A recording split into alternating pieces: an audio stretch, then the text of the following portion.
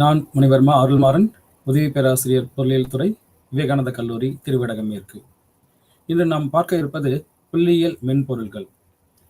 முதலாவதாக புள்ளியியல் என்றால் என்ன என்பதை பற்றி தெரிந்து கொள்வோம். இன்றைய தகவல் சமுதாயத்தில் பொருளாதார உந்து சக்தியாக இருப்பது தகவல் ஆகும். இந்த தகவல்களை நாம் எவ்வாறு பெறுவது, அவற்றை எவ்வாறு இந்த சமூகத்திற்கு பொருளாதார வளர்ச்சிக்கு பயன்படுத்துவது என்பதற்காக உதவியாக இருப்பதுதான் இந்த புள்ளியியல் என்பது. புள்ளியியல் குறிப்பாக பல்வேறு தகவல்களை, குறிப்பாக எண்ணியல் சார்ந்த தகவல்களை கொண்டிருப்பது புள்ளியியல் ஆகும். இந்த புள்ளியியல் தரவுகளை நாம் எவ்வாறு பயன்படுத்த போகின்றோம், பொருளாதார வளர்ச்சிக்கு நாம் பயன்படுத்துகின்றோம் என்பதை உதவியாக இருப்பதுதான் இந்த புள்ளியியல் ஆகும். ஸோ இந்த தகவல் சமுதாயத்துல தற்போதைய இந்த சகாப்தத்துல பொருளாதார வளர்ச்சிக்கான முக்கியமான உந்து சக்தியாக இருப்பது தகவல் தான். தகவலை உருவாக்குவது, இவற்றை பல்வேறு வடிவங்களில் மாற்றி வழங்குவது மற்றும் இவற்றை பொருளாதார மற்றும் முடிவெடுக்கும் நடவடிக்கைகளுக்கு பயன்படுத்துவது, இதுவே புள்ளியியல் ஆகும். இந்த புள்ளியியல் தகவலை நாம் எவ்வாறு உருவாக்குவது என்பதை பற்றி நாம் காண்போம். தகவலை உருவாக்குவதற்கான மிக முக்கியமான கூறுகளில் ஒன்று தரவு. இந்த தரவு என்பது எண்ணியலாகவும் அல்லது குவான்டிடேட்டிவ் அல்லது குவாலிட்டேட்டிவ் வடிவத்தில் இருக்கக்கூடியதாக இருக்கின்றது. இந்த தரவுகளை நாம் முதலில் சேகரிக்க வேண்டும். இந்த தகவலை எவ்வாறு சேகரிப்பது என்பது பற்றி விவரங்களை மற்றொரு பாடத்தில் காண்போம். தகவல் சேகரிக்கப்படுவது என்பது மக்களிடமிருந்து சேகரிக்கப்படுகின்றது. இந்த தரவுகளை நாம் முதலில் சரியான முறையில் வடிவமைப்பில் கொண்டு வர வேண்டும். இந்த கொண்டு வரப்பட்ட தரவுகளை பகுப்பாய்வு செய்யப்பட வேண்டும் மற்றும் பகுப்பாய்வு செய்யப்பட்ட இந்த தரவுகள் அட்டவணைகள் மற்றும் வரைபடங்கள் போன்ற எளிமையான வடிவங்களுக்கு மாற்றப்பட வேண்டும். தரவுகளை நாம் வெறுமனே தரவுகளாக வைத்திருக்கும் பொழுது இவற்றின் மூலம் எந்த ஒரு முடிவுகளையும் நாம் அறிந்து கொள்ள முடியாது. இந்த தரவுகளை நாம் நமக்கு ஏற்ற வடிவத்தில் மாற்றி அமைக்கும் பொழுது, அட்டவணைகளாகவோ அல்லது வரைபடங்களாகவோ மாற்றி அமைக்கும் பொழுது இவற்றை புரிந்து கொள்வது எளிமையானதாகவும் மற்றும் இவற்றிலிருந்து நாம் சில முக்கியமான தகவல்களை அறிந்து கொள்ளும் விதத்திலும் இது அமைகிறது. அதனால் தரவுகளை நாம் சேகரிப்பது என்பது மட்டுமே முழுமையான ஒரு விஷயமாக இருக்க போவதில்லை. இந்த தரவுகளை தேர்ந்தெடுக்கப்பட்ட அல்லது சேகரிக்கப்பட்ட தரவுகள் அட்டவணைகளாக மற்றும் வரைபடங்களாக எளிமையான வடிவங்களுக்கு மாற்றி வழங்கப்பட வேண்டும். ஸோ அவ்வாறு மாற்றி வழங்கப்படும் பொழுதுதான் இவற்றை அர்த்தமுள்ள வகையில் நாம் பயன்படுத்த முடியும். எனவே தரவு என்பது தகவல், இன்ஃபர்மேஷன் முக்கியமான ஒரு வடிவமாகும். இந்த சேகரிக்கப்பட்டிருக்கக்கூடிய தரவுகள் சுத்தப்படுத்தப்பட்டு அர்த்தமுள்ள வழங்கக்கூடிய தகவலாக உருவாக்க செயலாக்கப்பட வேண்டும். புள்ளியியல் மென்பொருள்கள். இப்படிப்பட்ட இந்த தரவுகளை நாம் முற்காலத்தில் மனக்கணக்குகளாக செய்து கொண்டிருந்தோம் அல்லது மேனுவல் மனித செயல்பாட்டின் மூலமாக செய்து கொண்டிருந்தோம். ஆனால் இந்த தகவல் தொழில்நுட்ப யுகத்தில் பல்வேறு விதமான மென்பொருட்கள் உருவாக்கப்பட்டுள்ளன. இந்த தரவுகளை நமக்கு ஏற்ற தகவல்களாக மாற்ற உதவுவதற்காக பல்வேறு விதமான மென்பொருட்கள் உருவாக்கப்பட்டு மனிதனுக்கு இன்று புழக்கத்தில் உள்ளன. இந்த புள்ளியியல் மென்பொருள் என்பது மூல தரவை தகவலாக மாற்ற உதவக்கூடிய ஒரு கருவியாகும். அது மட்டுமல்ல, புள்ளியியல் விவர மென்பொருள் என்பது அர்த்தமுள்ள மற்றும் வழங்கக்கூடிய தரவை உருவாக்க மற்றும் செயலாக்க உங்களை அனுமதிக்கும் ஒரு கருவியாகும். இந்த தரவுகள் என்பது தரவுகளாக மட்டுமே இருந்தால் நமக்கு போதுமானது அல்ல. இவற்றை அர்த்தமுள்ள மற்றும் வழங்கக்கூடிய தரவுகளாக உருவாக்க வேண்டும். அவற்றிற்காக உருவாக்கப்பட்டிருக்கூடிய கணினி அடிப்படையிலான ஒரு கருவிதான் புள்ளியியல் மென்பொருள் ஆகும். இந்த புள்ளியியல் மென்பொருளுடைய தேவை இன்று மிக அதிகமாக உள்ளது. பொருத்தமான தலைப்புகளுடன் எளிமையான மற்றும் அர்த்தமுள்ள முறையில் தகவலை உள்ளிடவும் திருத்தவும் இந்த மென்பொருள் மிகவும் அவசியமானதாகிறது. தரவுகளை நாம் தேர்ந்தெடுக்க பல்வேறு வகையிலாக இவற்றை சேகரித்து உள்ளோம். ஆனால் இந்த தகவல்களை நாம் ஒரு முறையான அடிப்படையில் அதை வகுத்திருக்கும் பொழுது, அர்த்தமுள்ள முறையில் இந்த தரவுகளை உள்ளிடும் பொழுதும், அவற்றை சில தலைப்புகளின் கீழ் கொண்டு வரும் பொழுது மட்டும்தான் அவற்றிலிருந்து நாம் முறையான சில சில முடிவுகளை நாம் பெற முடியும். அதனால இந்த புள்ளியியல் மென்பொருள் என்பது நமக்கு மிகவும் அவசியமானதாக ஆகிறது. ஒரு புள்ளியியல் மென்பொருள் பயன்பாட்டிலிருந்து மற்றொரு மென்பொருளுக்கு தரவை இறக்குமதி அல்லது ஏற்றுமதி செய்வதற்கான ஒரு எளிய வழியாக உள்ளது. நாம் இந்த தரவுகளை ஒரு ஒரு வடிவத்தில் வைத்துள்ளோம். இவற்றை வேறொரு வடிவத்திற்காக நாம் இறக்குமதி செய்வது அல்லது ஏற்றுமதி செய்வதற்கு இந்த மென்பொருள் என்பது மிகவும் அவசியமானதாக ஆகிறது. தரவு வரையறை மற்றும் தரவு சரிபார்ப்புகளில் இந்த புள்ளியியல் மென்பொருள்கள் உதவியாக உள்ளன. நாம் இந்த தரவுகளை சேகரித்து உள்ளோம். அந்த சேகரிக்கப்பட்ட தரவுகள் சரியாக வரைமுறைப்படுத்தப்பட்டு உருவாக்கப்பட்டுள்ளன. இவற்றை நாம் ஏதேனும் தவறுகள் ஏற்பட்டுள்ளனவா என்று அதை சரிபார்ப்பதில் இந்த புள்ளியியல் மென்பொருள்கள் மிகவும் உதவியாக உள்ளன என்பதையும் பார்க்கின்றோம். அதன் காரணமாகவே இந்த புள்ளியியல் மென்பொருள் என்பது மிகவும் நமக்கு தேவையான ஒன்றாக உள்ளது. தரவு பகுப்பாய்வை வரிசைப்படுத்துதல் மற்றும் வடிகட்டுதல் போன்ற எளிய கணக்கீடு மற்றும் செயல்பாட்டிற்கான வழிமுறைகளை வழங்கவும் இந்த புள்ளியியல் மென்பொருள் நமக்கு மிகவும் தேவையாக உள்ளது. தரவுகள் என்பது நாம் அனலைசிஸ் செய்வதற்கு, அதாவது பகுப்பாய்வு செய்து அவற்றை வரிசைப்படுத்துதல் மற்றும் அவற்றை தேவையான தரவுகளை மட்டும் எடுத்துக்கொண்டு தேவையற்ற தரவுகளை வடிகட்டுவதற்கு இந்த புள்ளியியல் மென்பொருட்கள் மிகவும் தேவையாக உள்ளன. நாம் சேகரிக்கக்கூடிய அனைத்து தரவுகளுமே நமது ஆய்விற்கு தேவை என்று நாம் கூறிவிட முடியாது. சில தரவுகள் நமக்கு தேவையற்றவனாக இருக்கலாம். அவ்வாறு இருக்கக்கூடிய அந்த தரவுகளை நாம் வடிகட்டுவதற்கு அல்லது அவற்றை பகுப்பாய்வு செய்து வரிசைப்படுத்துவதற்கு இத்தகைய புள்ளியியல் மென்பொருட்கள் என்பது மிகவும் அவசியமாகின்றன. பல்வேறு வகையான விளக்கப்படங்களை எளிதாக உருவாக்குவதற்கும் இந்த புள்ளியியல் மென்பொருட்கள் அடிப்படை ஆதரவுகளாக தேவைகளாக உள்ளன. நாம் சேகரிக்கக்கூடிய இந்த தரவுகளை கொண்டு நாம் சில முடிவுகளை சுலபமாக எட்டிவிட முடியுமா என்றால் அது சிறிது குழப்பமான விஷயம் மட்டுமே.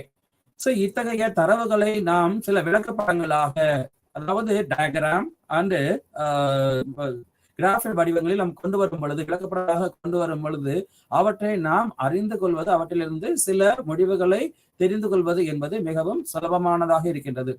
அவ்வாறான இலக்கப்படங்களை உருவாக்குவதற்கு நமக்கு புள்ளியியல் மென்பொருட்கள் என்பது மிகவும் தேவையாக இருக்கின்றன. எப்பொழுது நாம் இந்த தரவுகளை விளக்கப்படங்களாக, அதாவது கிராஃப் வரைபடங்களாக உருவாக்குகின்றோமோ அப்பொழுது நாம் இவற்றை மிக சுலபமாக அறிந்து கொள்ள முடியும். கல்வி கற்காத ஒருவர் கூட இத்தகைய விளக்கப்படங்களை பார்த்தவுடன் அவற்றிலிருந்து சில தகவல்களை பெற முடியும். ஆகவே விளக்கப்படங்கள் என்பது தரவுகளில் இருந்து சில தகவல்களை தெரிந்து கொள்வதற்கு மிகவும் உதவியாக இருக்கின்றன. அத்தகைய விளக்கப்படங்களை மிக எளிதாக உருவாக்குவதற்கு நமக்கு மென்பொருட்கள் என்பது தேவையாக உள்ளன. இத்தகைய மென்பொருட்கள் இல்லை என்றால் மனிதன் அவருடைய சுயமான உழைப்பின் மூலமாக அவற்றை புரிந்து கொள்வது என்பது மிக கடினம், அல்லது விளக்கப்படங்களை உருவாக்குவது என்பது மிக கடினமான ஒன்று. மென்பொருட்களை நாம் பயன்படுத்துவதன் மூலமாக மிக சுலபமாக மிக குறைந்த நேரத்தில் விளக்கப்படங்களை மிக எளிதாக உருவாக்கிவிட முடியும். அது மட்டுமல்ல, அனைவருக்கும் புரியும் வகையிலான பல்வேறு வடிவங்களிலான பல்வேறு நிறங்களிலான விளக்கப்படங்களை நாம் உருவாக்க முடியும் என்பது இந்த புள்ளியியல் மென்பொருளுடைய தேவைக்கு அடிப்படையான ஒரு அம்சமாக அமைகின்றது. அது மட்டுமல்ல, பல்வேறு புள்ளியியல் பகுப்பாய்வு செயல்பாடுகளை செய்வதற்கான செயல்பாடுகளை இந்த மென்பொருட்கள் கொண்டுள்ளன. புள்ளியியல் பகுப்பாய்வு என்பது இந்த தரவுகளை நாம் பல்வேறு விதமான ஆய்வுகளுக்கு உட்படுத்துவது அல்ல, அவற்றின் இருக்கக்கூடிய தொடர்புகளை கண்டுபிடித்தல் அல்லது சதவீதம் காணுதல், இது போன்ற பல்வேறு விதமான அடிப்படையான மற்றும் மேம்படுத்தப்பட்ட பல்வேறு செயல்பாடுகளை செய்வதற்கு இத்தகைய புள்ளியியல் மென்பொருட்கள் என்பது மிக மிக அவசியமானதாக ஆகின்றன. தரவுகளை மட்டும் நாம் கொண்டிருக்கும் பொழுது அவற்றிலிருந்து முடிவுகளை நாம் அடைவது என்பது கடினமான ஒன்று. நாம் சில வகைகளிலாக பகுப்பாய்வு செய்யும் பொழுது, பகுப்பாய்வுக்கு உட்படுத்தும் பொழுது அவற்றிலிருந்து மிக துல்லியமான ஒரு முடிவுகளை நாம் பெற முடியும். அதனால் இந்த புள்ளியியல் பகுப்பாய்வை செய்வதற்கு உதவியாக இருக்கக்கூடிய இந்த மென்பொருட்களுடைய தேவை என்பது மிக அதிகமாக. புள்ளியியல் மென்பொருட்கள் எந்த அளவிலாக நமக்கு இருக்கின்றன என்பதை பற்றி நாம் காண்போம். புள்ளியியல் பகுப்பாய்வு செய்வதற்கு ஏராளமான திறந்த மூல மென்பொருட்கள் நமக்கு இன்று சந்தையில் கிடைக்கின்றன. அவற்றில் மிக எளிமையான ஒன்று என்பது ஆர் என்பதாகும். இந்த ஆர் என்பது ஒரு இலவச புள்ளி விவர சூழலாகும். இது புள்ளி விவர பகுப்பாய்விற்கு மிகவும் பிரபலமான ஒன்றாகும். அது மட்டுமல்ல, இவற்றுடன் சேர்ந்து PSPP, Gretl, MicrOsiris, GNU Octave மற்றும் டிமெல்ட் மற்றும் பல புள்ளியியல் பகுப்பாய்வுகள் மென்பொருள்கள் நமக்கு பகுப்பாய்வு நோக்கத்திற்காக திறந்த மூல கருவிகளாக பயன்படுத்தப்பட்டு வருகின்றன. மேலும் மேலும் இவை பல்வேறு கால அளவுகளில் மேம்படுத்தப்பட்டும் வருகின்றன. இவை மட்டுமல்ல, புள்ளி விவர பகுப்பாய்விற்கு மிகவும் பயனுள்ளதான பல தனி உரிம மென்பொருள் தொகுப்புகளும் உள்ளன. அவற்றில் முக்கியமானவை SPSS, EViews, SAS, MATLAB, MS Excel மற்றும் பல புள்ளியியல் பகுப்பாய்வில் பயனுள்ளதாக இருக்கின்ற புள்ளியியல் மென்பொருள்கள் இருக்கின்றன. குறிப்பாக SPSS, statistical package for social science என்பது சமூக அறிவியலில் புள்ளியியல் விவரங்களை பகுப்பாய்வு செய்து அவற்றிலிருந்து நாம் சில முடிவுகளை பெறுவதற்கு மிகவும் உதவியாக இருக்கின்றது. இவற்றிலெல்லாம் மிக அடிப்படையான ஒரு அம்சமாக நமக்கு கிடைக்கக்கூடிய ஒரு புள்ளியியல் மென்பொருள் என்பது MS Excel என்பது ஆகும். இன்றைய யூனிட்டில் நாம் MS Excel பற்றி மேலும் விவாதிப்போம். இருப்பினும் நீங்கள் லிபரல் ஆஃபீஸ் கால்குலேயை பயன்படுத்தி ஏறக்குறைய இதே போன்ற செயல்பாட்டை நாம் கற்றுக்கொள்ளலாம். மிக சுலபமாக அனைவருக்கும் கிடைக்கக்கூடிய ஒரு புள்ளியியல் மென்பொருளாக இருப்பது MS Excel ஆகும். MS Excel இது முதலாக MS Excel என்றால் என்ன என்பதை பார்ப்போம். MS Excel என்பது மைக்ரோசாஃப்ட் நிறுவனத்தினுடைய ஒரு புள்ளியியல் மென்பொருளாக அறியப்படுகின்றது. MS Excel மைக்ரோசாஃப்ட் புள்ளியியல் விவரங்களில் நமக்கு பல்வேறு விதமான விஷயங்கள் உள்ளன. முதலாவதாக இந்த MS Excel பல்வேறு விதமான செயல்பாடுகளுக்கு மிகவும் உதவியாக இருக்கின்றது. MS Excel இவற்றை கொண்டு நாம் புள்ளியியல் வடிவங்களை நமக்கு தேவையான வகையில் நாம் இவற்றை உள்ளீடு செய்ய முடியும்.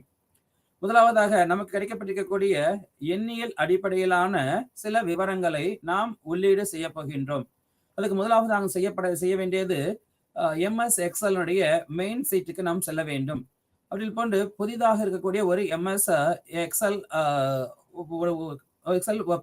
ஒரு பக்கத்தை நாம் ஓபன் செய்து கொள்ளலாம்.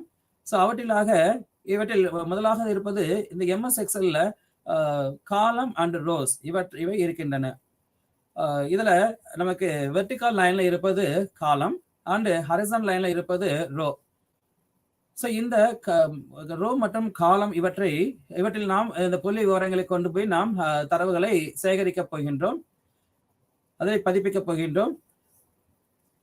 நமக்கு தேவையான இந்த எக்ஸல் சீட்ல எக்ஸல் ஒர்க் ஷீட் என்று நாம் இதனை அழைக்கின்றோம். பணி விவர தாள் பணித்தாள் என்று நாம் இதனை கூறலாம், தமிழ்ல சொல்லலாம். இந்த பணித்தாள்ல நமக்கு இடதுபுறமாக வெர்டிகல் லைன்ல இருக்கக்கூடியது அதுல இருக்கக்கூடியது காலம் அப்படின்னு சொல்லுவோம். இந்த காலங்கள் A-B என்று ஆல்பபெட்டிக்கல் ஆர்டர்ல இருக்கும். இதுல ஜெட் வரலும் இருந்ததுக்கு அப்புறம் மீண்டும் இது AA-BB என்று ஆரம்பிக்கும். இவ்வாறு நமக்கு ஆயிரக்கணக்கான காலங்களை உடையதாக இது இருக்க போகின்றது. அதுபோல இந்த படுக்கை வசமான தாள்கள்ல அந்த காலங்கள்ல இருக்கக்கூடியது ரோ என்று நாம் சொல்லலாம். இதுல சில லட்சங்கள் இருக்கக்கூடிய எண்ணிக்கையிலான ரோ நமக்கு இருக்கும். இதுல நம்ம தகவல்களை நமக்கு தேவையான தகவல்களை நாம் இதுல முதல்ல நாம் அச்சடிக்கலாம், இதை நாம் பிரிண்ட் செய்யலாம். நமக்கு தேவையான தகவல்களை இப்ப முதலாவதாக நாம் ஒரு செயல்பாட்டின் மூலம் இதை நம்ம விளக்கலாம். ஒரு 20 மாணவர்களுடைய மதிப்பெண்கள் நமக்கு தரவுகளாக கொடுக்கப்பட்டுள்ளன. இவற்றை நாம் இந்த எக்ஸல் ஒர்க் ஷீட்ல உள்ளீடு செய்யணும். எப்படி செய்வது? முதலாவதாக நமக்கு இருக்கிறது ஒரு செல் என்று நாம் எடுத்துக்கொள்வோம். எது செல் என்று நம்ம பார்க்கலாம். அதில் தான் நாம் இந்த தகவலை உள்ளீடு செய்ய போகின்றோம். அதுல செல் என்பது என்னென்றால் ஒரு காலம் மற்றும் ஒரு ரோ இதை சேர்ந்ததான் ஒரு செல் என்று சொல்லக்கூடியது. செல்லுக்கூடியதுல ஒன்று, இந்த இரண்டை எடுத்துக்கொண்டு A1 என்றதை ஒரு செல்லாக கூறுகின்றோம். இவ்வாறு நமக்கு தேவையான அளவிற்கான செல்களை நாம் இந்த தகவல்களை உள்ளீடு செய்வதற்காக பயன்படுத்தி கொள்ள முடியும். இப்பொழுது நமக்கு முதலாவது இந்த செயல்பாட்டில் இருக்கக்கூடிய 20 மாணவர்களுடைய மதிப்பெண் தரவுகளை நாம் ஒரு ஒர்க் ஷீட்ல உள்ளீடு செய்ய போகின்றோம். அல்ல, மாணவர்களுடைய மதிப்பெண்கள் என்பதை மார்க்ஸ் என்று நாம் முதலில் முதல் செல்லில் முதலாவது A1 என்ற செல்லில் நாம் உள்ளீடு செய்கின்றோம். அடுத்ததாக நமக்கு இருக்கக்கூடிய 20 மாணவர்களுடைய தகவலை நாம் குறிப்பிட போகின்றோம். அல்ல, இந்த மதிப்பெண்கள் அல்லது மார்க்ஸ் கீழே கூடியதுல மாணவர்கள் ஒவ்வொரு மாணவனுடைய தனிப்பட்ட மதிப்பெண்ணை நாம் இங்க உள்ளீடு செய்யலாம். முதலாவதாக முதல் மாணவனுடைய மதிப்பெண் 3, அதை நாம் A2 என்ற அந்த செல்ல நாம் உள்ளீடு செய்கின்றோம். அடுத்ததாக 30, 29, 17 என்று அடுத்தடுத்து இருக்கக்கூடிய மாணவர்களுடைய மதிப்பெண்களை நாம் வரிசையாக ஒவ்வொரு செல்லிலாக அதை உள்ளீடு செய்து கொண்டே வருகின்றோம். ஸோ இப்படியாக நாம் 20 மாணவர்களுடைய மதிப்பெண்களை நாம் உள்ளீடு செய்து கொள்கின்றோம். இந்த மாணவர்களுடைய மதிப்பெண்களை உள்ளீடு செய்வதில் மட்டுமல்ல, இவற்றை கொண்டு நாம் பல்வேறு விதமான இந்த தரவுகளை பல்வேறு விதமான பகுப்பாய்வுகளுக்கு உட்படுத்துவதற்கு இந்த மைக்ரோசாஃப்ட் எக்ஸல் என்பது மிகவும் உதவியாக இருக்கின்றது. இந்த மதிப்பெண்கள் நாம் முதலில் உள்ளீடு செய்து கொண்டிருக்கின்றோம். இவற்றை உள்ளீடு செய்த இந்த தரவுகளை முதலாவதாக நாம் சேமிக்க வேண்டும் அல்லவா? இவற்றை என்ன செய்யலாம் அப்படின்னு சொன்னா, சேவ் பண்றதற்கான விதங்கள்ல நம்முடைய ஹோம்க்கு போயிட்டோம்னு சொன்னா அங்க இருக்கிறதுல சேவ் என்ற பட்டனை அமைத்தி நாம் இதை சேவ் செய்து கொள்ளலாம். நமக்கு என்ன பெயரில் வேண்டுமோ, எந்த இடத்தில் நம்முடைய கணினியில் தேவையோ அந்த இடத்தில் நாம் இவற்றை சேமித்துக் கொள்ளலாம் என்பது இருக்கின்றது. நமக்கு ஒரு தேவையான ஒரு பெயரிட்டு நாம் இதனை சேமித்துக் கொள்ள முடியும். இந்த மதிப்பெண்கள் இருக்கின்றன. இந்த மதிப்பெண்களை அடுத்ததாக நாம் 20 மாணவர்களுடைய மதிப்பெண்களை உள்ளீடு செய்திருக்கின்றோம் அல்லவா? 20 மாணவர்களுடைய மதிப்பெண்கள் என்பது உள்ளீடு செய்யப்பட்டிருக்கின்றன. இவற்றிலிருந்து நாம் பல்வேறு விதமான இந்த தகவலை கொண்டு நாம் பல்வேறு விதமான செயல்கள் ஆற்ற முடியும் என்பதை நாம் பார்க்கின்றோம். என்னென்ன விவரங்களை செய்ய முடியும்? இந்த தரவுகளில் இருந்து நம்ம என்னென்ன விவரங்கள், எது போன்ற விவரங்கள் நமக்கு தேவையோ அவற்றை நாம் பெற முடியும். முதலாவதாக கூட்டுதல், கழித்தல், பெருக்கல், வகுத்தல் போன்ற அடிப்படையான சில செயல்களை நாம் செய்ய முடியும். அது மட்டுமல்ல, இவற்றிலிருந்து சதவீதம் என்ற ஒரு பெர்சன்டேஜ் சதவீதம் என்ற ஒன்றையும் நாம் இதை காண முடியும். அது மட்டுமல்ல, இவற்றிலிருந்து நமக்கு இந்த தரவுகளில் இருக்கக்கூடிய மிகப்பெரிய எண் அல்லது மிக சிறிய எண் என்பதோ, அல்லது இந்த அடிப்படை எண்ணிலிருந்து இந்த எண்ணிற்கு உட்பட்ட எத்தனை எண்கள் உள்ளன என்பதை கண்டுபிடிக்கவோ, பல்வேறு விதமான வகையில் இந்த தரவுகளை நாம் நமக்கு தேவையான வகையில் பயன்படுத்திக் கொள்வதற்கு இந்த MS எக்ஸல் என்பது மிகவும் உதவிகரமாக உள்ளது. இப்பொழுது முதலாவதாக நமக்கு தேவையான விஷயம் 50 மதிப்பெண், மேக்சிமம் மதிப்பெண் 50 என்று கொடுக்கப்பட்டிருக்கிறது.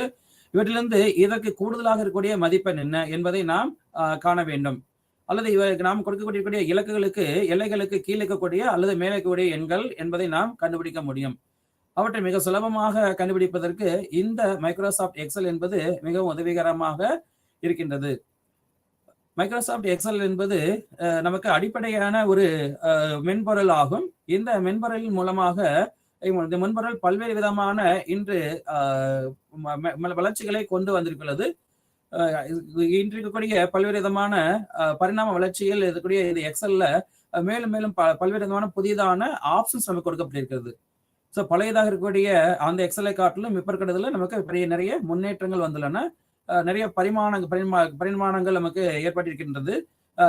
பல்வேறு விதமான புதிதான நிறைய செயல்பாடுகளை நாம் செய்ய முடியும் என்பது இந்த புதிதாக வந்திருக்கக்கூடிய மைக்ரோசாஃப்ட் எக்ஸலினுடைய பெரும் வளர்ச்சியாக நம்ம கருதப்படுகின்றது. எக்ஸல் சீட்ல இதுல ஒவ்வொரு காலத்திலும் இருக்கக்கூடிய எண்கள் நாம் பார்க்க நிபந்தனை வடிவமைப்பு. அடுத்ததாக நாம் பார்க்கக்கூடியது நிபந்தனை வடிவமைப்பு என்பதாகும். நிபந்தனை வடிவமைத்தல் சில நிபந்தனைகளின்படி தரவை வடிவமைக்க உங்களை அனுமதிக்கிறது. சில மதிப்பை விட அதிகமாகவோ அல்லது குறைவாகவோ இருக்கக்கூடிய மதிப்புகளை நாம் கண்டுபிடிப்பதற்கு இந்த நிபந்தனை வடிவமைத்தல் என்பது மிகவும் உதவிகரமாக இருக்கிறது. பிற தரவு தொகுப்பிலிருந்து வேறுபட்ட தகவல்களை கொண்ட செல்களை காட்ட இது மிகவும் பயனுள்ள ஒரு வழியாகும். முன்னதாக நாம் கூறியது போல் இந்த கொடுக்கப்பட்டிருக்கக்கூடிய 20 மாணவர்களுடைய தரவுகள் அவற்றில் இருக்கக்கூடியதில் குறைந்த மதிப்பெண் என்பது 0ஆகவும் உயர்ந்த மதிப்பெண் என்பது 50ஆகவும் கொள்ளப்படுகின்றது. இவற்றிலிருந்து நாம் 50க்கு மேற்பட்ட எண் எது என்பதை கண்டுபிடிப்பதற்கு அல்லது இந்த 0த்திற்கும் குறைவான எண் ஏதாவது கொடுக்கப்பட்டுள்ளது என்பதை கண்டறிவதற்கும் இந்த கொடுக்கப்பட்டிருக்கக்கூடிய நிபந்தனை வடிவமைப்பு என்பது மிகவும் உதவிகரமாக இருக்கிறது என்பதை புரிந்து கொள்ளலாம். இந்த நிபந்தனை வடிவமைப்பு நமக்கு மேலே கூடிய எக்ஸல் சீட்டினுடைய ஒரு மேம்பக்கத்தில் நிபந்தனை வடிவமைப்பு என்பது கொடுக்கப்பட்டிருக்கிறது. அவற்றை நாம் கிளிக் செய்வதன் மூலமாக அவர்களுடைய பல்வேறு விதமான செயல்பாடுகளை நாம் தெரிந்து கொள்ள முடியும். அடுத்ததாக முகப்பு தாவலில் குறிப்பிடப்பட்ட விதி வடிவம் உருவாக்க வேண்டிய வரம்பை தேர்ந்தெடுக்கவும். உதாரணத்திற்கு இந்த வரம்புகள் எது? மிக குறைந்த வரம்பு என்பது 0, மிக உயர்ந்த வரம்பு என்பது 50. இந்த வரம்புகளை நாம் தேர்ந்தெடுத்துக் கொள்ளலாம். இந்த வரம்பு செல்கள் A2 நாம் கொடுக்கப்பட்டிருக்கூடிய வரம்பு செல் என்பது இங்கே நம்ம கொடுக்கப்பட்டிருக்கிறது செல் எண் A2வில் மிக குறைந்த மதிப்பெண் 3 கொடுக்கப்பட்டிருக்கிறது. அதே போலாக 21 இறுதியாக இருக்கக்கூடிய ஒரு மதிப்பெண் கொடுக்கப்பட்டிருக்கிறது. இந்த தரவுகளிலிருந்து நாம் நமக்கு தேவையான மிக உயர்ந்த மதிப்பெண் 50 காட்டிலும் கூடுதலாக்கக்கூடிய ஒரு எண்ணை தேர்ந்தெடுக்க முடியும்.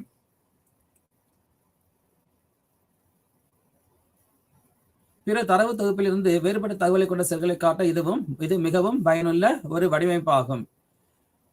மற்றும் முகப்பு தாவலில் குறிப்பிடப்பட்ட விதி வடிவம் உருவாக்கப்பட வேண்டிய வரம்பை தேர்ந்தெடுத்துக் கொண்ட பிறகு மற்றும் ஸ்டைல் ரிப்பனில் இருந்து நிபந்தனை வடிவமைப்பை தேர்ந்தெடுக்க வேண்டும்.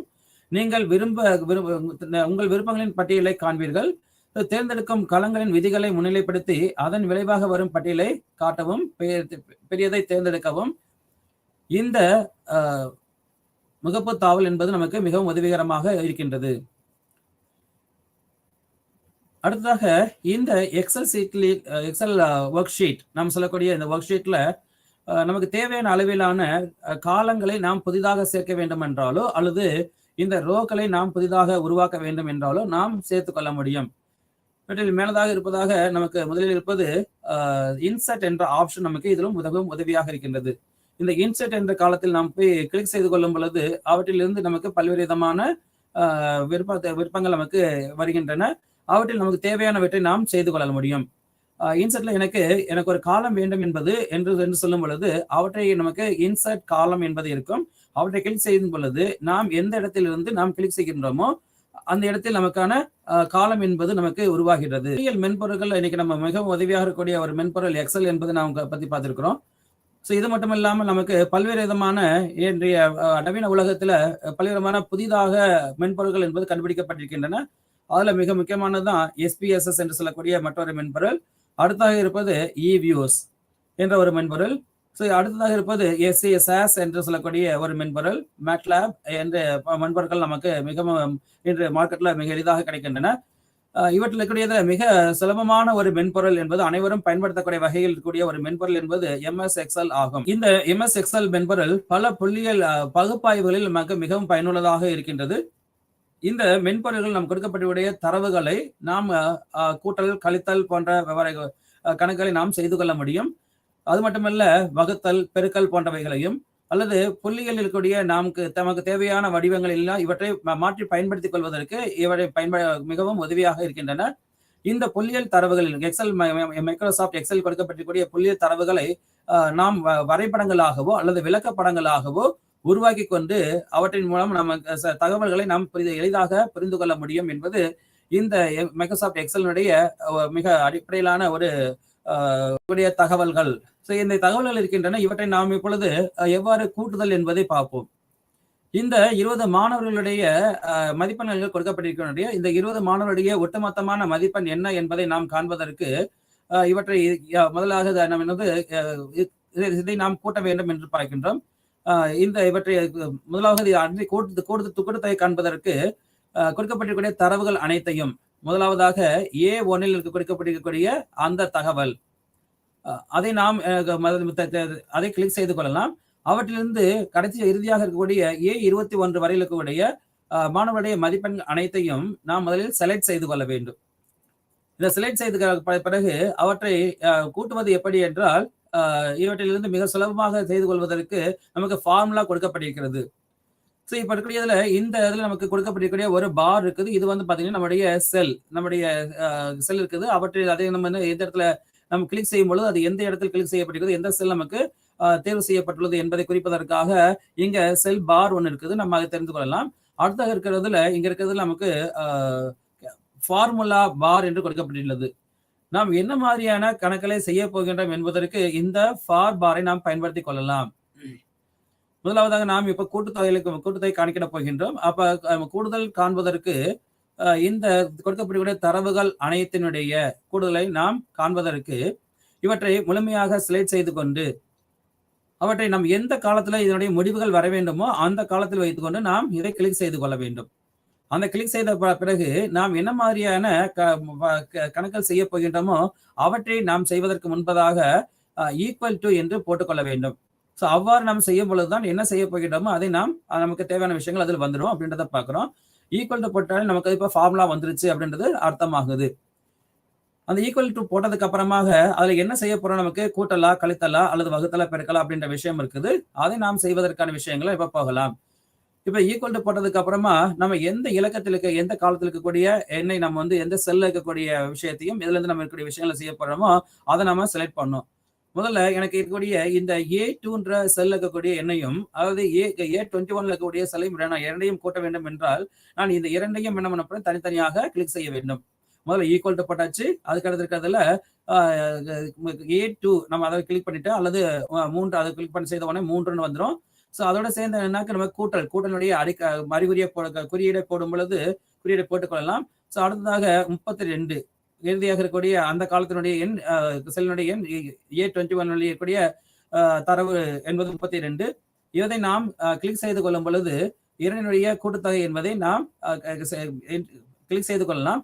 இறுதியாக என்டர் கொடுக்கும் பொழுது நமக்கு அந்த இடத்தில் கூட்டுத்தொகை என்பது கிடைக்கும். ஸோ அதே போட்டுதான் கழித்தல் மற்றும் வகுத்தல் பெருக்கல் இவையும் அமையப்போகின்றது. அடுத்ததாக கழித்தல் என்பதை செய்யும் பொழுது நமக்கு 48 காலம் செல் நம்பர் A9 இருக்கக்கூடிய எண்ணையை 3 வகுக்கப் போகின்றோம் என்று சொல்லும் பொழுது அப்போ 48 என்ன செய்து கொள்ளலாம். முதல்ல நம்ம குறிப்பிட்டது போல முதலாவதாக ஈக்குவல் டு என்பதை போட வேண்டும். அவ்வாறு செய்யும் பொழுது மட்டும்தான் நமக்கு ஃபார்முலா கணக்கு என்பதை நாம் வரப்போகின்றோம். அல்லது வெறுமனே நாம் இவற்றை போடாமல் ஈக்குவல் டு போடாமல் நம்பரை வந்து A1 அல்லது A2 இவற்றை வந்து கிளிக் செய்யும் பொழுது அந்த அந்த செல்லில் இருக்கக்கூடிய எண்கள் மட்டும்தான் நீங்க வருமே தவிர மற்றதாக அதில் கூட்டுத்தொகை என்ற ஒரு ஃபார்முலா நமக்கு பயன்பாட்டிற்கு வராது. அதனால முதலாவது நம்ம செய்ய வேண்டிய விஷயம் ஈக்குவல் டு என்பதை போட்டோன்னு சொன்னா அடுத்ததாக நம்ம என்ன பண்ணலாம், என்ன செய்ய போறோம் அப்படின்ற ஒரு விஷயத்துக்கு வந்துடலாம். அதுல கூட்டலா கழித்தலா வகுத்தலா பெருக்கலா என்ற விஷயத்துக்கு நாம் போக முடியும், அல்லது பர்சன்டேஜ் என்ற விஷயங்களுக்கு நாம் போகலாம். முதலாவதாக ஈக்குவல் டு போட்டாச்சு. இப்ப அடுத்ததாக என்ன பண்ண போறோம் என்றால் மைனஸ் அல்லது நம்ம கழித்தல் என்ற விஷயத்துக்கு போறோம். அதுல நமக்கு இருக்கக்கூடிய எண் என்னது 58. அதனால என்ன பண்ணலாம், அதுல இருக்கக்கூடிய A7 என்ற அந்த செல்லை நாம் கிளிக் செய்து கொள்ளலாம். கிளிக் செய்து கொண்டு அடுத்ததாக மைனஸ் கழித்தலுக்கான மைனஸ் குறியீடு நாம் அதை தட்டை செய்து கொள்ளலாம்.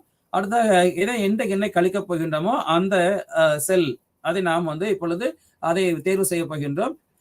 அப்பொழுது நமக்கு இப்போ நம் கழிக்கக்கூடிய எண் என்பது 30. இது A3 என்ற செல் இருக்குது. அதனால அதை நாம் கிளிக் செய்து கொள்ளும் போது இப்போ நமக்கு என்ன இருக்கும், என்ன வடிவத்தில் இருக்கும் என்றால் இஸ் ஈக்குவல் டு 58 மைனஸ் 30 என்ற வடிவில் இருந்துட்டு இருக்கும். இப்பொழுது என்டர் கொடுக்கும் பொழுது 58 மைனஸ் 30 28 என்ற பதில் நமக்கு அங்கே கிடைக்கும்.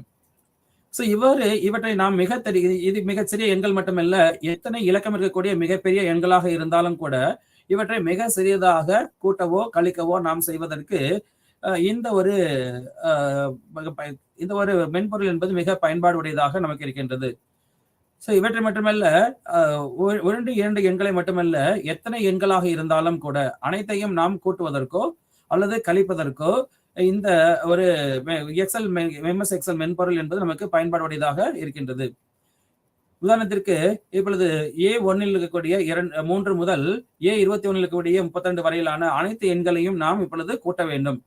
இதற்கு என்ன செய்ய வேண்டும் என்றால் முதலாவதாக நாம் முதல் குறிப்பிட்டபடி இஸ் ஈக்குவல் டு என்பதை போட்டுக்கொள்ள வேண்டும். ஸோ அடுத்ததாக நமக்கு இந்த ஃபார்முலா பாருக்கு செல்லும் பொழுது அங்கே என்ன செய்ய வேண்டும் என்று பல்வேறு விதமான வாய்ப்புகள் நமக்கு வரும். அதுல கூட்டல், அதாவது கூட்டல் என்பதற்கு என்று குறிப்பிடுவதற்கான அடிஷன், கழித்தல் என்பது குறிப்பிடுவதற்கான மைனஸ், சப்ஸ்ட்ராக்ஷன், பெருக்கல் என்பதை குறிப்பிடுவதற்கான மல்டிப்ளிகேஷன் அண்ட் சப்ஸ்ட்ராக்ஷன், வகுத்தலை குறிப்பிடுவதற்கான சப்ஸ்ட்ராக்ஷன், இவை எழுத்துக்களாக கொடுக்கப்பட்டிருக்கும். அவற்றை நமக்கு வேண்டியவற்றை நாம் தேர்வு செய்து கொள்ளலாம். இப்போ நமக்கு கூட்டல் செய்யும் பொழுது செய்ய போகின்றோம் என்பதனால் அதை அடிஷன் என்பதை செலக்ட் செய்து கொள்ளலாம். செலக்ட் செய்து கொண்டு அடுத்ததாக நாம் செய்ய வேண்டிய வேலை என்ன என்றால், ஸோ இவற்றை பிராக்கெட் செய்து கொள்ள வேண்டும். இந்த பிராக்கெட் போடலன்னு சொன்னா நமக்கு இந்த கணக்கில் நம்ம சரியாக செய்ய முடியாது. அதனால நமக்கு ஆட் என்று குறிப்பிட்ட பிறகு அதை பிராக்கெட் போட்டுக்கொள்ள வேண்டும். ஸோ அடுத்ததாக நமக்கு இப்பொழுது எந்தெந்த இலக்கங்களை, எந்தெந்த மாதிரியான தரவுகளை நாம் இப்போ கூட்டப் போகின்றோம் என்பதை தேர்வு செய்ய வேண்டும். நமக்கு A1 முதல் இருக்கக்கூடிய A21 வரையிலான எண்களை என்பதை கூட்ட வேண்டும். அவற்றினுடைய கூடுதல் கண்டுபிடிக்க வேண்டும் என்பதால் A1 முதலாக A21 வரையிலான இந்த தரவுகளை முழுவதுமாக செலக்ட் செய்து கொள்வது, தேர்வு செய்து கொண்டு இறுதியாக அவற்றை பிராக்கெட் கொண்டு நாம் நிறைவு செய்து கொள்ள வேண்டும். இப்பொழுது என்டர் கொடுக்கமேயானால் அனைத்து எண்களுடைய ஒட்டுமொத்தமான நமக்கு கூடுதல் என்பது கிடைத்துவிடும். இதே போல்தான் நமக்கு ஒவ்வொரு அடுத்ததாக இருக்கக்கூடிய செயல்பாடுகளுக்கும், கழித்தலோ அல்லது பெருக்கலோ அல்லது வகுத்தலோ, இத்தகைய இந்த செயல்பாடுகளுக்கும் இதே போன்ற ஒரு முறையை நாம் பயன்படுத்த புதிதான செயல்பாடுகளையும் நாம் செய்து கொள்வதற்கு இந்த மைக்ரோசாஃப்ட் எக்ஸல் என்பது நமக்கு மிகவும் உதவியாக இருக்கின்றது. அவற்றில் குறிப்பாக நம்ம சொல்ல வேண்டுமே ஆனால் இவற்றில் இருக்கக்கூடிய வரைபடங்கள் என்பது மிகவும் அவசியமான ஒன்று. இன்று தகவல்களை கற்றறியாதவர்களும் படிக்காதவர்கள் கூட மிக தெளிவாக தெரிந்து கொள்வதற்கு அவசியமாக இருக்கக்கூடியது வரைபடங்கள் ஆகும். இந்த வரைபடங்களை நாம் மிக சுலபமாக இந்த MS எக்ஸல் என்ற தகவல் மென்பொருளை கொண்டு நாம் உருவாக்கிவிட முடியும். இவற்றை நாம் கையால் உருவாக்குவது என்றால் அதை படித்தவர் மட்டுமே புரிந்து கொள்ள மட்டுமே தயாரிக்க முடியும். மற்றும் இவற்றை மிக துல்லியமாக தயாரிப்பது என்பது மிகவும் கடினமான ஒன்றாகும். ஆனால் இந்த தரவுகளை கொடுத்துவிட்டு MS எக்ஸலை பயன்படுத்தும் பொழுது நாம் இருக்கக்கூடிய வரைபடங்களை அல்லது விளக்கப்படங்களை மிக தெளிவாக எவ்விதமான தவறுகளும் இல்லாமல் மிக துல்லியமாக உருவாக்கிவிட முடியும். மற்றும் இவற்றின் பல்வேறு விதமான வண்ணங்களின் மூலமாக மிக சிறப்பாக வேறுபடுத்தி காட்டவும் முடியும் என்பதால் இந்த மைக்ரோசாஃப்ட் எக்ஸல் என்பது தகவல்களை நாம் உள்ளீடு செய்வதற்கும் அவற்றை அல்லது தரவுகளை உள்ளீடு செய்து அந்த மென்பொருட்கள் அதை புள்ளியியல் விவரங்களை மிக சிறப்பாக அனைவருக்கும் புரியும் வகையில் எடுத்து காட்டுவதற்கு மிக உன்னதமான ஒரு கருவியாக அமைகின்றது. இந்த புள்ளியியல் விவரங்களை புள்ளியியல் விவரங்களை வரைபடங்களாக நாம் கொண்டு வரும் பொழுது அதில் பல்வேறு விதமான வரைபடங்கள் நமக்கு ஆப்ஷன்ஸ், அதுல விருப்பங்கள் என்பது கொடுக்கப்பட்டுள்ளன. அவற்றை நமக்கு வேண்டிய வடிவத்திலான ஒரு வரைபடமாக நாம் உருவாக்கி கொள்ள முடியும். அவற்றிற்கு முதலாவதாக இருக்கக்கூடியதுல செங்குத்தான வரைபடங்கள் என்று சொல்லக்கூடிய பார் டயக்ராம்ஸ், வில்லைகளாக இருக்கக்கூடிய பார் டயக்ராம்ஸ் நமக்கு இருக்கின்றது. அவற்றை நாம் தேர்ந்தெடுத்து கொள்ள முடியும். இந்த பார் டயக்ராம் வரும் பொழுது கூட இதுல பல்வேறு விதமான வித்தியாசங்கள் இருக்கின்றன. நமக்கு எந்த வடிவான பார் வடிவம் நமக்கு வேண்டுமோ அவற்றை நாம் உருவாக்கி கொள்ள முடியும். உருவாக்கொள்ள நமக்கு இந்த எக்ஸல் என்பது மிக உதவியாக இருக்கும். பார் டயக்ராம் மட்டுமல்ல, இவற்றை கொண்டிருக்கக்கூடியதுல பை டயக்ராம், அதாவது பை டயக்ராம் என்பது ஒரே ஒரு வட்டத்தை கொண்டு உருவாக்கக்கூடிய ஒரு டயக்ராம். இவற்றிலும் பல்வேறு விதமான வண்ணங்கள் நமக்கு கொடுக்கப்பட்டிருக்கும். அதனால் பார்ப்பவரை மிக எளிதாக ஈர்க்கக்கூடியதாக இந்த பை டயக்ராம் என்பது நமக்கு இருக்கும். அவருடைய இந்த பை டயக்ராமை பொறுத்தவரையில் அந்த உள்ளீடுகள் தரவுகள் என்பது ஒட்டுமொத்தமான பர்சன்டேஜ் நமக்கு கொடுக்கப்பட்டிருக்கிறோம். அப்படி பர்சன்டேஜ்ல இருக்கும் பொழுது நம்முடைய தரவுகள் என்பது சதவீதத்தில் இருக்கும் பொழுது இந்த பை டயக்ராமை நாம் பயன்படுத்த முடியும். ஸோ டயக்ராம் மட்டுமல்ல, இந்த விவரங்களை நாம் கொடுக்கும் பொழுது தரவுகள் என்பவை வரைபடங்களாக மட்டுமல்ல விளக்கப்படங்களாகவும் நமக்கு இதை உருவாக்கி கொடுக்க முடியும் என்பது இந்த மைக்ரோசாஃப்ட் எக்ஸலினுடைய மிக முக்கியமான ஒரு விவரமாகும். அவை மட்டுமல்ல, இவற்றிலிருந்து நாம் பல்வேறு விதமான தவறான விஷயங்கள் தரவுகள் கொடுக்கப்பட்டிருக்கும் பொழுது அவற்றையும் கூட நாம் நீக்குவதற்கு இந்த மைக்ரோசாஃப்ட் எக்ஸல் ஒர்க் ஷீட் என்பது மிகவும் உதவியாக இருக்கின்றது.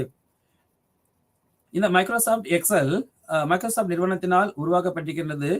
இது பல்வேறு விதமான மேம்பாடுகளை கொண்டு வந்திருக்கின்றது.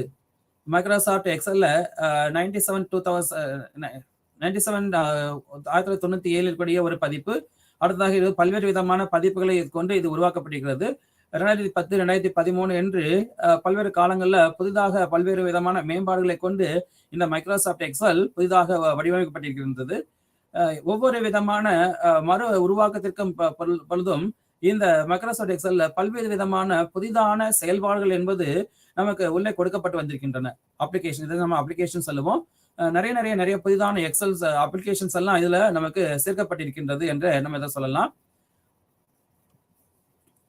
இந்த மைக்ரோசாஃப்ட் எக்ஸல்ல இதுல நமக்கு புள்ளியியல் விவரங்கள் மட்டுமல்ல, இதுல நமக்கு தேவையான பல்வேறு விதமான எண்ணிக்கை சார்ந்த அல்லாத நமக்கு தகவல்களையும் இதை நாம் கொடுக்க முடியும். அவற்றை நமக்கு தேவையான எழுத்து வடிவங்கள்லையும் நம்ம இதை கொடுக்கலாம். அது மட்டுமல்ல, நமக்கு தேவையான வடிவத்திலான இதை நாம் உருவாக்கி கொள்ள இது முக்கியமான ஒரு விஷயம் என்னன்னா, இந்த மைக்ரோசாஃப்ட் எக்ஸல்ல கூடிய தரவுகள் அனைத்தும் நமக்கு அட்டவணை இல்லாத மிக சுலபமாக நமக்கு கிடைக்கின்றது. இந்த அட்டவணையில் கொடுக்கும் பொழுது இவற்றை நாம் மிக தெளிவாக மிக சிறப்பாக ஒப்பீடு செய்து கொள்வது நமக்கு மிகவும் ஒப்பீடு செய்து கொள்ள முடியும். மிக எளிமையாக ஒப்பீடு செய்வதற்கு இந்த மைக்ரோசாஃப்ட் எக்ஸல் என்பது மிகவும் உதவிகரமாக இருக்கின்றது என்று நாம் அறியலாம்.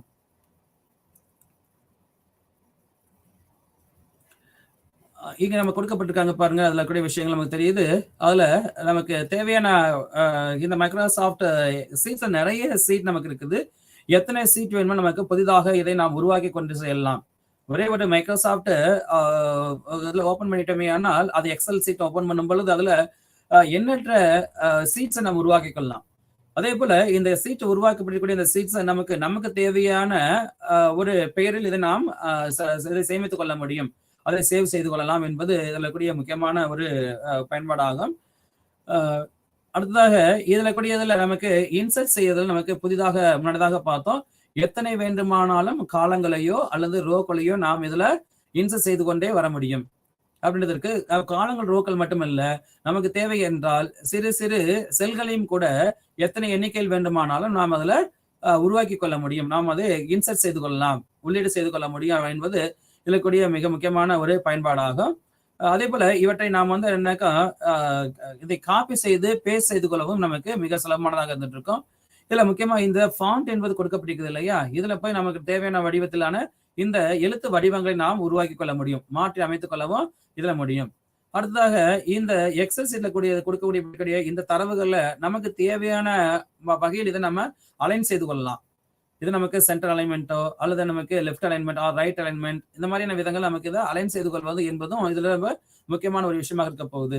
ஸோ அடுத்ததாக நமக்கு இந்த இருக்கக்கூடிய தகவல் நாம் இதை தட்டை செய்து கொண்டிருக்கும் பொழுது 2-3 செல்களை அல்லது காலங்களை கூட நாம் இதை ஒன்றாக இணைத்துக் கொள்வதும் நமக்கு மெர்ஜ் செய்து கொள்வதும் மிக சுலபமான ஒன்று விஷயமாக இருந்துட்டு இருக்கும். இதை மெர்ஜ் செய்வதற்கு குறிப்பாக நமக்கு A1 மற்றும் B1 ஆகிய 2 இந்த செல்களை மெர்ஜ் செய்து கொள்ள வேண்டுமே ஆனால் இந்த 2 செல்களை முதலாவதாக செலக்ட் செய்து கொள்ள வேண்டும். செலக்ட் செய்து கொண்டு இங்க மேல ஹோம்ல போகும்போது நமக்கு மெர்ஜ் அண்ட் சென்டர் இருக்கு பாருங்க, அதை கிளிக் செய்து கொண்டு இதுல போய் நம்ம என்ன பண்ணலாம், இதை மெர்ஜ் என்று ஆப்ஷனை கிளிக் செய்யும் பொழுது 2 காலமும் மெர்ஜ் செய்து கொள்ளும், இரண்டும் ஒன்றாக இணைந்து கொள்ளும். ஸோ இவ்வாறாக நாம் இவற்றை மெர்ஜ் செய்வது என்பது நமக்கு மிக சுலபமான ஒரு காரியமாக இருக்கின்றது. அது மட்டுமல்ல, இதுல நமக்கு நம்பர், இதுல நமக்கு போகும் பொழுது நம்முடைய இந்த எண்களை நம்ம எந்த வடிவத்தில் வேணுமாலும் நம்ம கொடுக்க முடியும் என்பது மிக சுலபமான ஒன்று. இதுல இலக்கங்கள் நமக்கு எப்படி வேண்டுமோ நம்ம அது போன்ற இலக்கங்கள் நம்ம இந்த எண்ணி வடிவங்களை நாம் மாற்றி அமைத்துக் கொள்ள முடியும் என்பது இதுல கூடிய மிக முக்கியமான ஒரு சிறப்பான ஒரு விஷயமாகும். ஸோ அதே போல நான் முன்னதாக சொன்னது போல இப்ப நம்ம இந்த கொடுக்கப்பட்டிருக்கூடிய தரவு 20 மாணவர்களுடைய எண்ணிக்கை மதிப்பெண் என்பது கொடுக்கப்பட்டிருக்கிறது. இவற்றினுடைய இதில் 50க்கு அதிகபட்சமான எண் மதிப்பெண் 50 என்று கொடுத்திருக்கின்றோம். 50ஐ தாண்டிக்கக்கூடிய மதிப்பெண் என்ன என்பதை நாம் கண்டுபிடிப்பதற்கு இங்க பயன்படக்கூடியதான் இந்த கண்டிஷனல் ஃபார்மேஷன் என்று சொல்லக்கூடிய ஒன்று. இந்த கண்டிஷன் நமக்கு இப்ப தேவையான கூடுதல் 50ஐ தாண்டிய மதிப்பெண்ணை நாம் கண்டுபிடிக்க வேண்டும் என்று சொல்லும் பொழுது நம்ம கொடுக்கப்படக்கூடிய இந்த தரவுகள் A2 A21 வரை இருக்கக்கூடிய இந்த தரவுகளை முதல்ல நாம தேர்வு செய்து கொள்ள வேண்டும். அடுத்ததாக இங்க கொண்டு போய் நமக்கு கண்டிஷனல் ஃபார்மேஷன் என்ற அந்த ஆப்ஷனை நாம் கிளிக் செய்து கொள்ளும் பொழுது அங்க நமக்கு பல்வேறு விதமான விருப்பங்கள் நமக்கு வரும். அதில் நமக்கு கிரேட்டர் தேன் அல்லது லெஸ் தேன் அப்படின்ற விஷயங்களை நம்ம நினைக்கலாம். அதுல கூட எனக்கு கிரேட்டர், முதல்ல நான் சொல்றேன் கிரேட்டர் தேன் என்ற ஒரு ஆப்ஷனை நான் கிளிக் பண்ணிக்கிறேன். ஸோ இப்போ எனக்கு கிளிக் செய்து கொள்ளும்போது என்ன இருக்கும் சொன்னா, எனக்கு இந்த கிரேட்டர் தேன் இது 50, இந்த 50ஐ தாண்டியே இருக்கக்கூடிய எண் என்னென்ன அப்படின்ற விஷயம் எனக்கு இதுல ஒட்டுமொத்தமாக கிடைச்சிடும். எது கிடைக்க போகுது? 50 தாண்டி எண் என்பது 58. ஸோ 58 என்பது நமக்கு இங்க வேறு ஒரு வடிவத்துல நமக்கு குறியீடு செய்து காட்டப்பட்டிருக்கிறது. இதன் மூலமாக நாம் எந்தெந்த எண்கள் எல்லாம் 50ஐ தாண்டி இருக்கின்றன என்பதை நாம் சுலபமாக தெரிந்து கொள்ள முடியும்.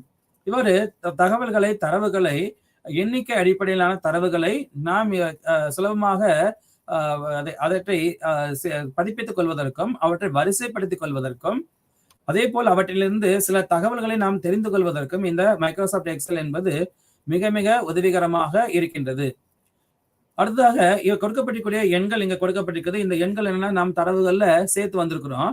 இந்த எண்களை வரிசை கிரமமாக ஏறு வரிசை மற்றும் இறங்கு வரிசையில் நாம் அமைத்துக் கொள்வது என்றாலும் மிகவும் சுலபமான ஒரு காரியமாகவே இருக்க போகின்றது. குறைந்த எண்ணிலிருந்து பெரிய எண் வரையிலும் அல்லது பெரிய எண்ணிலிருந்து சிறிய எண் வரையிலுமாக நாம் இந்த ஏறு வரிசை அல்லது இறங்கு வரிசையில் இந்த எண்களை நாம் வடிவமைப்பதற்கு இங்கு நமக்கு இந்த எக்ஸல் மிக சிறப்பாக ஒரு ஆப்ஷன் நமக்கு கொடுக்கப்பட்டிருக்கிறது. ஒரு செயல்பாடு என்பது நமக்கு கொடுக்கப்பட்டிருக்கிறது. ஃபங்க்ஷன்ஸ் இருக்கு.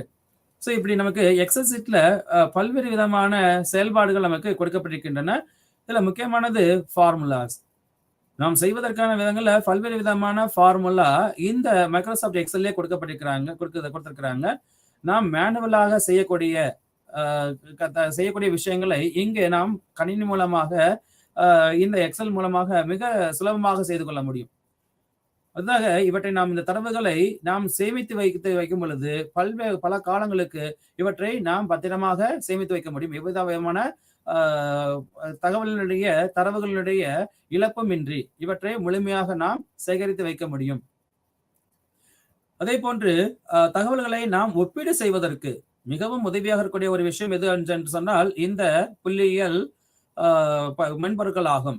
புள்ளியியல் மென்பொருட்கள் என்பது காலத்திற்கு ஏற்ப பல்வேறு விதமான வளர்ச்சிகளை கொண்டிருக்கின்றன. முன்னதாக இருக்கக்கூடிய இந்த எக்ஸல் சீட்ல பழைய வெர்ஷன் நம்ம சொல்லும் பொழுது அதுல கூட்டல், கழித்தல், வகுத்தல், பெருக்கல் முக்கிய இது போன்ற விஷயங்கள் மட்டுமே நமக்கு கொடுக்கப்பட்டிருந்தன. ஆனால் இந்த புதிதாக வந்திருக்கக்கூடிய பல்வேறு விதமான பதிப்புகள்ல பல்வேறு விதமான முன்னேற்றங்களை கொண்டு இந்த எக்ஸல் சீட் என்பது மேம்படுத்தப்பட்டிருக்கின்றது. இவற்றின் மூலமாக இன்று புதிதாக நாம் பல்வேறு விதமான கணக்குகளை செய்து கொள்ள முடியும். ரிக்ரஷன், கார்லேஷன், இது போன்ற பல்வேறு விதமான புள்ளிகளுடைய இந்த செயல்பாடுகளையும் நாம் இன்று செய்து கொள்ள முடியும், பகுப்பாய்வு செய்து கொள்ள முடியும் என்பது இந்த எக்ஸல் சீட்டினுடைய மிக முக்கியமான ஒரு பயன்பாடாகும். 2 விதமான தகவல் கொடுக்கப்பட்டிருக்கின்றன. இரண்டையும் நாம் ஒப்பீடு செய்து பார்ப்பதற்கு இந்த ரெண்டினுடைய தொடர்புகள் என்ன என்பதை தெரிந்து கொள்வதற்கான கார்லேஷன் என்று சொல்லக்கூடிய புள்ளிகளுடைய மிக அடிப்படையிலான ஒரு ஆய்வு அவற்றை செய்வதற்கு இந்த எக்ஸல் மென்பொருள் என்பது நமக்கு மிகவும் உதவியாக இருக்கின்றது என்று சொல்லலாம். அது மட்டுமல்ல, ஒன்றுடைய தாக்கம், ஒரு தரவினுடைய தாக்கம், ஒரு வேல்யூ எப்படி இன்னொன்றின் மேல் நமக்கு தாக்கத்தை ஏற்படுத்துகின்றது என்று தெரிந்து கொள்வதற்கும் இந்த அதாவது ரிக்ரஷன் நம்ம கால்குலேட் பண்றதுக்கு இந்த எக்ஸல் சீட் நமக்கு மிகவும் உதவியாக இருக்குது என்று சொல்லலாம். முதல்ல நான் குறிப்பிட்டது போல இவற்றை கொண்டு நம்ம பல்வேறு விதமான வரைபடங்களை உருவாக்க முடியும். வரைபடங்களை உருவாக்குவதற்கு என்பதற்கும் நமக்கு பல்வேறு விதமான இங்க ஆப்ஷன் கொடுக்கப்பட்டிருக்கிறது. அவற்றின் மூலமாக நமக்கு தேவையான வடிவங்களிலான வரைபடங்களை நாம் உருவாக்கி கொள்ள முடியும். வரைபடங்களை உருவாக்குவது மட்டுமல்ல, அவற்றை நாம் சேமித்து வைத்துக் கொண்டு நமக்கு தேவையான நேரங்களில் அவற்றை பயன்படுத்திக் கொள்ளவும் முடியும் என்பது இந்த மைக்ரோசாஃப்ட் எக்ஸலுடைய மிக முக்கியமான ஒரு பயன்பாடாகும். அது மட்டுமல்ல, இந்த வரைபடங்கள் என்பவை மிகவும் சுலபமாகவும் தரவுகள் அனைத்தும் நாம் குறிப்பிட்ட விதத்தில் நமக்கு வேண்டிய வகையில் அவற்றை நாம் குறியீடு செய்து கொள்வதற்கு உதவியாக இருக்கின்றது. மேலும் இந்த தரவுகள், இந்த வரைபடங்கள் இவற்றை கொண்டு நாம் பல்வேறு வகையான வண்ணங்களிலும் நாம் இவற்றை உருவாக்கி கொள்ள முடியும்.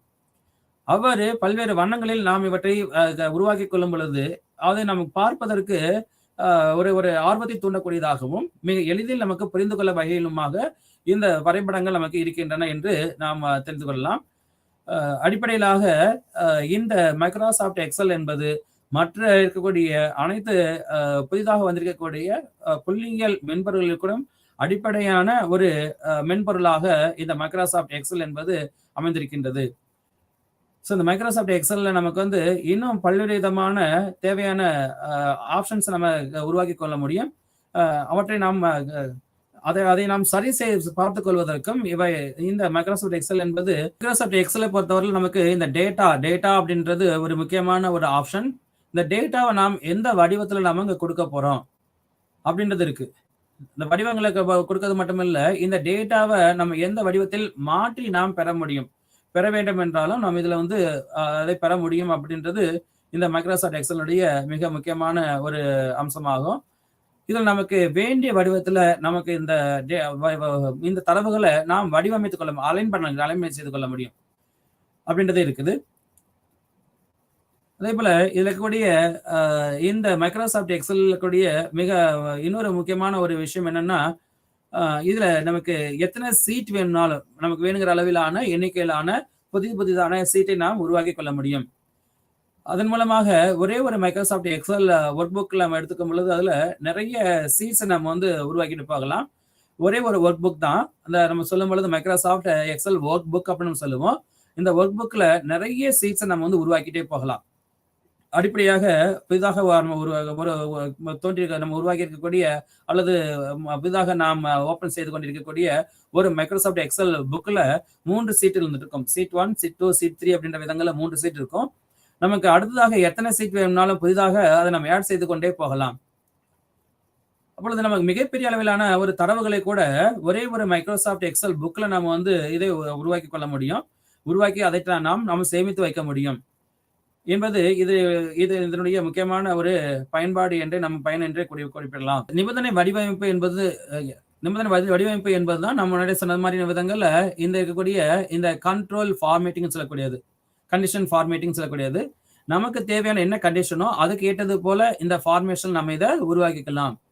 இதுல கூடியதுல நமக்கு இந்த அதிகபட்சமான எண் கிரேட்டர் தேன் மட்டுமல்ல, லெஸ் தேன் என்று சொல்லக்கூடிய மிக சிறிய எண், இதற்கு கீழ் இருக்கக்கூடிய எண்கள் என்ன என்பதை கூட நாம் இதுல கண்டுபிடிக்க முடியும். இப்ப இங்க குறிப்பா பாத்தீங்கன்னா 10க்கு கீழ் இருக்கக்கூடிய எண்கள் அப்படின்னு வச்சுக்காங்களேன். அது என்னென்ன எண்கள் இருக்குது? 17, 16, அதுக்கடுத்து 19. இந்த எண்கள்லாம் இந்த எண்கள் எல்லாம் நமக்கு 20 கீழே கூடிய எண்களாக இருக்கின்றன. அப்ப இந்த 20 கீழே கூடிய எண்கள் என்று நாம இங்க குறிப்பிடுறோம். மினிமம் மார்க்ஸ் அளவு 20 கீழே கூடிய எண்கள் என்று சொல்லும் போது 20 முதல்ல நம்ம கிளிக் செஞ்சுக்கணும். அடுத்ததாக நம்ம போகும்பொழுது இங்க கண்டிஷன் ஃபார்மேட்ல போறோம். அந்த கண்டிஷன் ஃபார்மேட்டை கிளிக் பண்ணும்பொழுது அங்க ஃபார்மேட் செல்ஸ் தட் ஆர் என்று கேட்டு கிரேட்டர் தேன் அல்லது லெஸ் தேன் இருக்கும், அல்லது பெட்வீன் அப்படின்னு வந்திருக்கும்.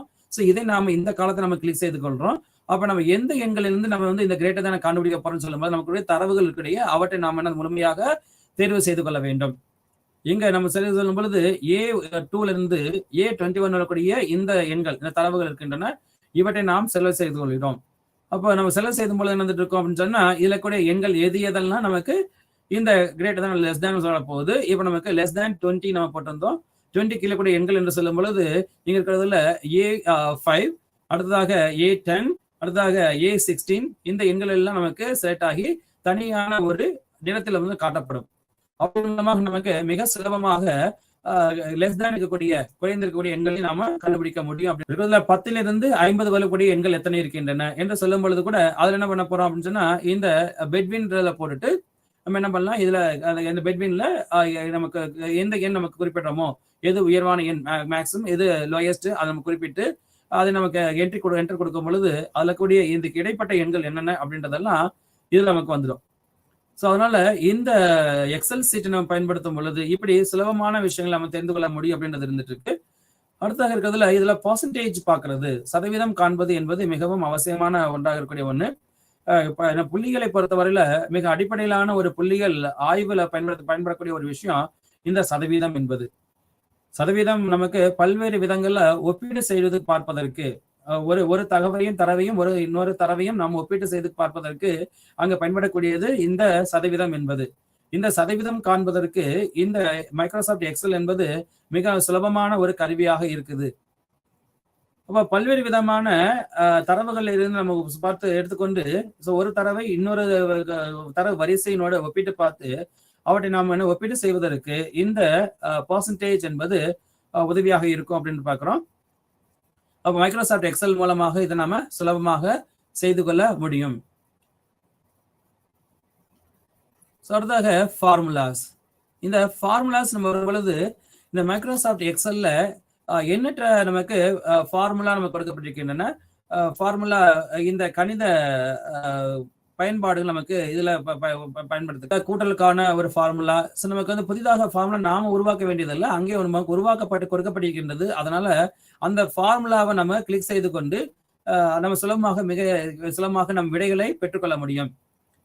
கூட்டல், கழித்தல், பெருக்கல், வகுத்தல். அது மட்டுமல்ல, அதனுடன் சேர்ந்து இந்த பர்சன்டேஜ் நம்ம சொல்லக்கூடிய பர்சன்டேஜ் இருக்கக்கூடிய விஷயங்களையும் நம்ம இதன் மூலமாக தெரிந்து கொள்ள முடியும் என்பது இதுல கூடிய முக்கியமான ஒன்று. அதே போல இதுல இருக்கக்கூடிய விஷயங்களை கன்வர்ஷன் அப்படின்ற ஒன்று நமக்கு இதுல முக்கியமான ஒன்றா இருந்துட்டு இருக்கு. ஒரு தகவலை வேறொரு தகவலாக நாம் மாற்றுவதற்கு என்ற விதத்திலையும் ஒரு வடிவத்தில் கூடிய தகவலை வேறொரு வடிவத்தில் கூடிய மைக்ரோசாஃப்ட் எக்ஸல் மிகவும் உதவியாக இருக்குது. அதேபோல 2 காலங்கள்ல கொடுக்கப்பட்டிருக்கூடிய தகவல் கொடுக்கப்பட்டிருக்குமே, ஆனால் அந்த காலங்களுக்குரிய அல்லது இந்த 2 காலங்களுக்குரிய தகவல்கள் நாம் ஒன்றாக மெர்ஜ் செய்வதற்கு அதுக்கும் கூட இங்க நமக்கு சில வசதிகள் கொடுக்கப்பட்டிருக்கின்றன. அதுல நம்ம சொல்லும் பொழுது இருக்கக்கூடிய கவுண்ட் என்று சொல்லக்கூடிய கவுண்ட் எத்தனை என்று எண்ணக்கூடிய கவுண்ட் என்ற ஒரு ஆப்ஷன் இருக்குது. இதுல எத்தனை தரவுகள் நமக்கு கொடுக்கப்பட்டிருக்கின்றன என்று எண்ணுவதற்கு அந்த கவுண்ட் என்ற விஷயத்தை நாம் பயன்படுத்தலாம். அதுல கவுண்ட் இஃப் என்று ஒரு ஆப்ஷன் இருக்குது. அந்த ஆப்ஷன் மூலமாக நமக்கு இந்த சில கவுண்ட்ல கூடிய சில தவறுகள் என்ன என்பதையும் நம்ம கூட கண்டுபிடிக்கிறதுக்கு அது உதவிகரமாக இருக்கும். கவுண்ட் இஃப் அது மட்டும் இல்ல, வி லுக் அப் அப்படின்னு சொல்லக்கூடிய ஒரு ஆப்ஷன் இருந்துட்டு இருக்கு. அந்த ஆப்ஷன் மூலமாக கூட நாம் சில தரவுகளை சில மாற்றங்களாக நாம் பயன்படுத்தி கொண்டு வரவும் முடியும். தரவுகள் நமக்கு கொடுக்கப்பட்டிருந்தால் மட்டும் நமக்கு போதாது, அந்த தரவுகளிலிருந்து நாம் முக்கியமாக சில தகவல்களை தெரிந்து கொள்ள வேண்டும். புள்ளிகள் என்பதனுடைய அடிப்படையே தெரிந்து கொண்டிருக்கக்கூடிய தரவுகளிலிருந்து தெரிந்து கொள்ளக்கூடிய உண்மைகளிலிருந்து தெரியப்படாத சில உண்மைகளை கண்டறிவது என்பதுதான். அப்படி இந்த புள்ளிகள் விவரங்கள் நமக்கு தகவல்கள் கொடுக்கப்பட்டிருக்கும் பொழுது, தரவுகள் கொடுக்கப்பட்டிருக்கும் பொழுது, அந்த கொடுக்கப்பட்டிருக்கூடிய தரவுகளிலிருந்து உண்மைகளிலிருந்து நாம் அறிந்து கொள்ளப்படாத சில தரவுகளை நாம் தெரிந்து கொள்ள உதவியாக இருக்கக்கூடியது, மிக சுலபமாக தெரிந்து கொள்ள உதவியாக இருக்கக்கூடியதுதான் இந்த புள்ளியியல் மென்பொருள்கள் ஆகும். இந்த புள்ளியியல் மென்பொருள்களில் மிக சுலபமான ஒரு மென்பொருள் என்பது இந்த மைக்ரோசாஃப்ட் எக்ஸல் என்ற மென்பொருள் என்று நாம் கூறலாம். அது மட்டும் இல்ல, இந்த மைக்ரோசாஃப்ட் எக்ஸல் புள்ளியியல் மென்பொருள்ல நமக்கு பல்வேறு விதமான மேம்பட்ட ஆப்ஷன்ஸ் நமக்கு இன்னைக்கு புதிதாக நிறைய சேர்க்கப்படுகிறது. புதிதாக வந்திருக்கக்கூடிய இந்த மைக்ரோசாஃப்ட் எக்ஸல் வெர்ஷன் நம்ம வரும் பொழுது இன்றைக்கு கூடிய மைக்ரோசாஃப்ட் எக்ஸல் 2020 அதில் நீங்க எடுத்துட்டீங்கன்னா புதிதாக இன்னும் நிறைய விஷயங்கள் புதிதாக சேர்க்கப்படுகின்றன, ஆட் செய்யப்படுகின்றன. அதை நாம் கொண்டு இன்னும் புதிதாக பல்வேறு விதமான தரவுகளை நாம் சில பகுப்பாய்வுகளுக்கு நாம் உட்படுத்த முடியும். அவ்வாறாக பகுப்பாய்வுகளுக்கு நாம் உட்படுத்தி சில முடிவுகளை எட்டுவதற்கு இந்த மைக்ரோசாஃப்ட் எக்ஸல் என்பது மிகவும் உதவியாக இருக்கிறது என்பதை நாம் தெரிந்து கொள்ளலாம்.